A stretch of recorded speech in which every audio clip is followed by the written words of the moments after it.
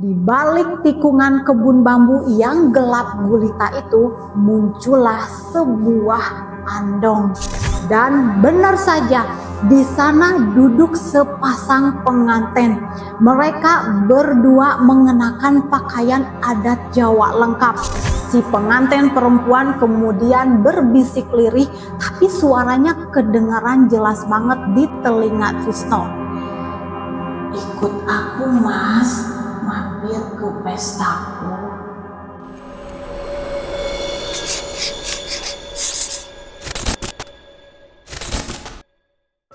Assalamualaikum warahmatullahi wabarakatuh. Selamat datang kembali di channel catatan si manis, cerita mistis yang dikemas dengan manis. Terima kasih untuk kalian yang sedang menonton dan jangan lupa absen dulu di kolom komentar. Untuk yang sudah subscribe serta like video ini, semoga rezekinya dilancarkan dan segala urusannya dimudahkan. Amin. Jadi cerita seram kali ini datang dari salah satu kawan kita, namanya Trisno. Kejadiannya ini udah lama banget, sekitar tahun 2012 lalu di sebuah desa terpencil daerah pinggiran Yogyakarta, pas di dekat kaki Gunung Merapi. Nah, waktu itu Trisno kerja sebagai buruh di pabrik batu bata rumahan.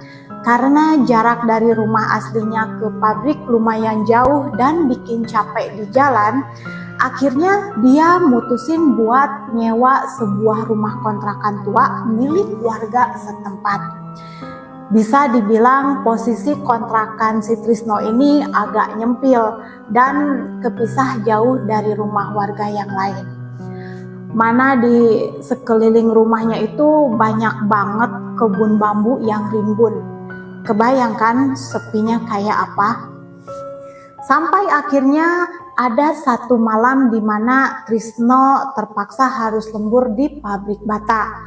Alhasil, dia baru bisa pulang larut malam sekitar jam 12:30 dini hari. Kamu bayangin aja, jalanan desa jam segitu tuh emang bener-bener sepi. Kayak nggak ada tanda-tanda kehidupan sama sekali. Ditambah lagi penerangannya minim banget. Jadi di sepanjang jalan Trisno ini bener-bener cuma ngandelin lampu dari motor bututnya.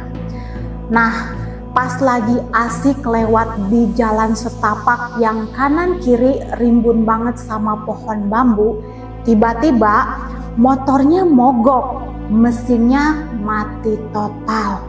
Akhirnya mau nggak mau Trisno turun dan mulai ngoprek motornya di situ biar bisa hidup lagi.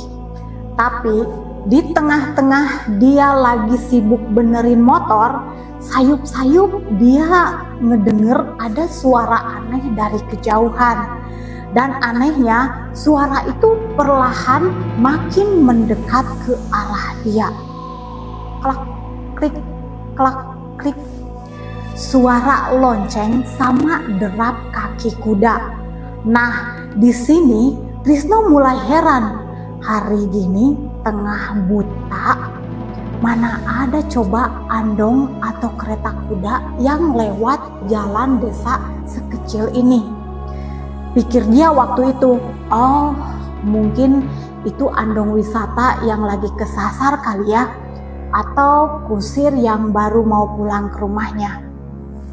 Karena nggak mikir macem-macem dan masih percaya diri, Trisno akhirnya mutusin buat nuntun motornya pelan-pelan ke arah depan nyamperin asal suara itu. Niatnya sih Trisno mau sekalian minta bantuan atau minimal nyapa kusirnya, biar dia ngerasa ada teman di tempat yang gelap dan sepi kayak gitu. Tapi anehnya, makin suara itu mendekat, bulu kuduk Trisno mendadak langsung berdiri semua, merinding hebat. Gak cuma itu, tiba-tiba hidungnya mencium bau harum semerbak kayak bau bunga yang baru saja mekar. Pas Trisno lagi kebingungan, bahkan kepalanya sampai tengok nyari dari mana arah sumber suaranya, Di balik tikungan kebun bambu yang gelap gulita itu muncullah sebuah andong. Tapi ini bukan andong biasa, tampilannya itu mewah banget, dihiasi sama ronce-ronce bunga melati dan bunga sedap malam di sekujur keretanya. Makanya baunya wangi banget.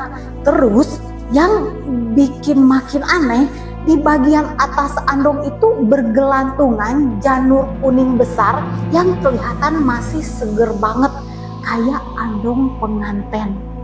Dan yang bikin jantung Trisno hampir rasanya mau copot, sama sekali di sana dia nggak melihat ada kusir yang ngendaliin kuda itu. Tali kekang kudanya melayang gitu aja di udara, seolah-olah lagi dipegang sama tangan yang gak kasat mata.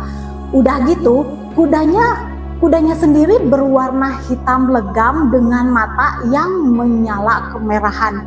Andong itu melintas tepat di depan Trisno dengan jalan yang lambat banget. Karena rasa penasarannya udah gak bisa ditahan, Trisno melirik ke arah kursi penumpang di dalam andong. Dan benar saja, di sana duduk sepasang pengantin. Mereka berdua mengenakan pakaian adat Jawa lengkap, pakai busana beludru hitam dengan prada mewah berwarna emas. Tapi kulit wajah kedua pengantin itu pucat pasi, kayak nggak ada darahnya sama sekali. Dan yang paling bikin merinding, setiap kali andong itu bergerak, tubuh kedua pengantin itu mengeluarkan debu halus kayak tanah kuburan yang kering. Debu itu berjatuhan dari rambut, wajah, sampai ke ujung pakaian mereka. Tiba-tiba kepala kedua pengantin yang sebenarnya udah berwujud mayat itu menoleh ke arah Trisno. Gak cuma menoleh, kepalanya berputar pelan sampai wajah mereka menghadap ke belakang. Sementara tubuh mereka tetap kaku menghadap ke depan. Kebayang gak tuh bentuknya kayak gimana? Gak lama mereka berdua tersenyum lebar. Si pengantin perempuan kemudian berbisik lirih, tapi suaranya kedengaran jelas banget di telinga Trisno. "Ikut aku mas, mampir ke pestaku."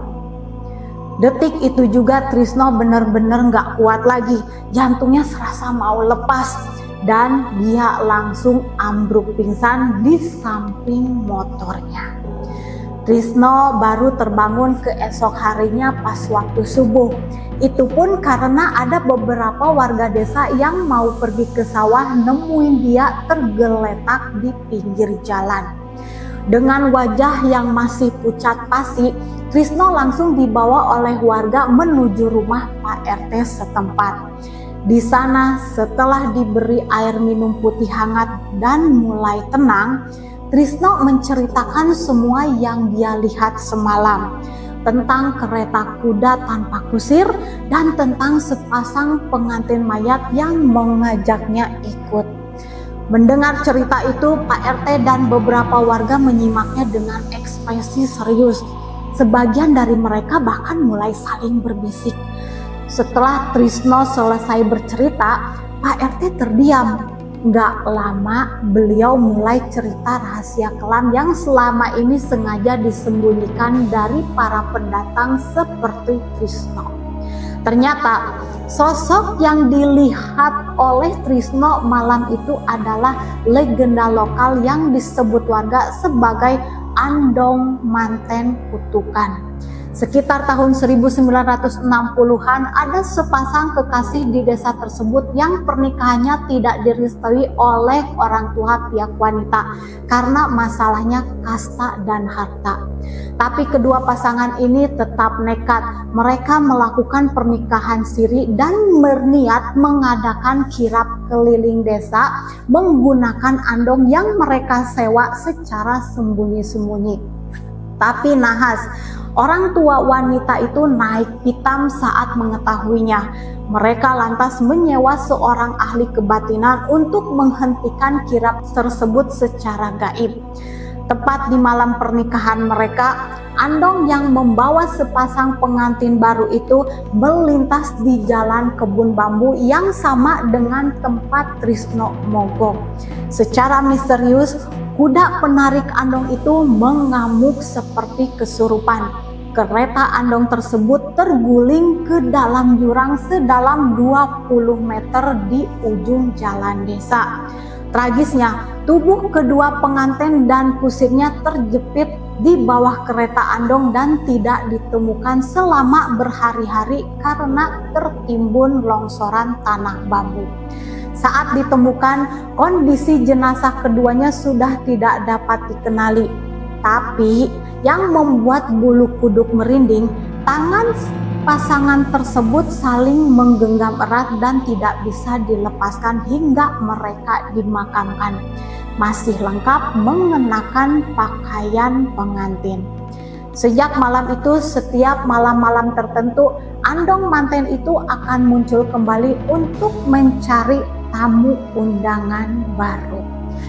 Pak RT kemudian memperingatkan Trisno, "Tris, kamu beruntung karena langsung pingsan dan tidak menjawab atau mengikuti mereka. Tapi ingat, sekali kamu melihat Andong manten, mereka sudah menandai aromaku." Dan benar saja, teror itu tidak berhenti sampai di situ. Malam berikutnya sekitar jam 2 malam di luar rumahnya, suara Andong itu kembali terdengar. Kamarnya mendadak dipenuhi oleh bau bunga sedap malam yang luar biasa menyengat. Sampai-sampai Trisno merasa mual dan ingin muntah. Lalu dari balik dinding kayu rumahnya terdengar suara ketukan pintu depan yang sangat lambat. Tok, tok, tok. Diikuti oleh suara seorang wanita yang sangat halus dengan suara tangisan pria yang merintih kesakitan. Mereka memanggil-manggil Trisno dari luar. "Trisno, keluar. Tris, Andongnya sudah siap.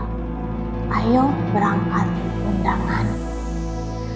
Trisno hanya bisa menutup telinganya rapat-rapat menggunakan bantal sampai fajar tiba. Begitu matahari terbit, tanpa berpikir panjang lagi, Trisno langsung mengemas semua barang-barangnya ke dalam kardus. Dia memutuskan untuk keluar dari pekerjaan pabrik batu bata itu hari itu juga dan pindah dari desa tersebut. Dia tidak peduli lagi tentang sisa uang kontrakannya yang hangus, dan yang ada dalam pikirannya saat itu hanyalah ingin menyelamatkan nyawanya sendiri. Sampai hari ini, setiap kali Trisno mendengar suara delman atau Andong di siang hari pun, badannya selalu merinding dan teringat akan wajah kedua pengantin berpakaian Jawa dan tersenyum ke arahnya di malam itu. Nah, itulah kisah nyata yang dialami Trisno, sebuah pengingat bagi kita semua bahwa di tempat-tempat tertentu tradisi yang indah pun bisa menyimpan kisah kelam yang tak kasat mata. Terima kasih sudah mendengarkan cerita ini sampai selesai. Saya pamit undur diri, sampai ketemu di cerita seram berikutnya. Wassalamualaikum warahmatullahi wabarakatuh.